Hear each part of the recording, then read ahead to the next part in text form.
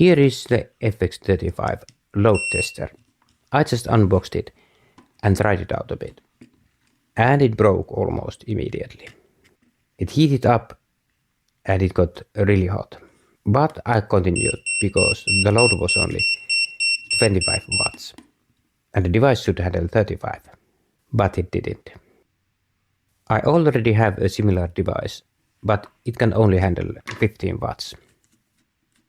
I suspect the transistor overheated and burned out.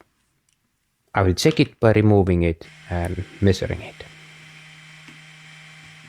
I thought this had a MOSFET, but surprisingly it has a Darlington transistor, TIP122. It should handle up to 65 watts with proper cooling.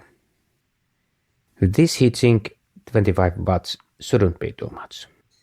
But as you can see, the transistor conducts in both directions, so it's broken. I tried a regular transistor and the device worked fine at low power, so nothing else is likely damaged. So I ordered a pack of new TIP122 transistors from China. I've heard that power transistors ordered from questionable sources are often counterfeits, but because other components from China have worked well so far, I took the risk. We'll see the truth after soldering the new part in and testing if the device works. In this load tester, all the energy is dissipated as heat in the power transistor. So this transistor needs to handle the entire 35 watts of heat.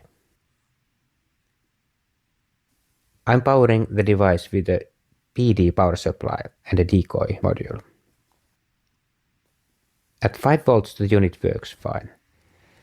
The load is under 10 watts. 9 volts also seems fine. But when I click to 15 volts, the transistor fails immediately. I replaced the transistor again.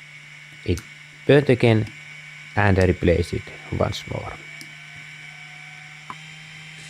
After several replacements, the copper pad pulled off the PCB.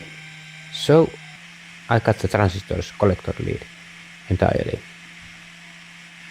It will still make contact through the heatsink.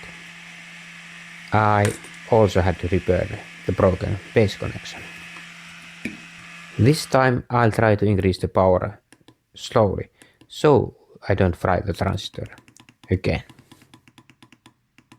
At last I found the safe limit.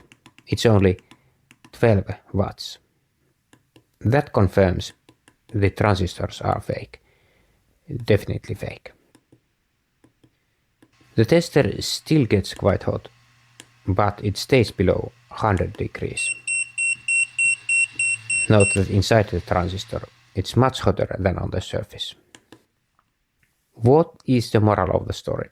Don't buy bipolar power transistors from sketchy online stores. But I ended up ordering from China, because shipping costs for just a few components are high from trusted stores. If you enjoyed the video, please hit the like button and subscribe. Thanks for watching.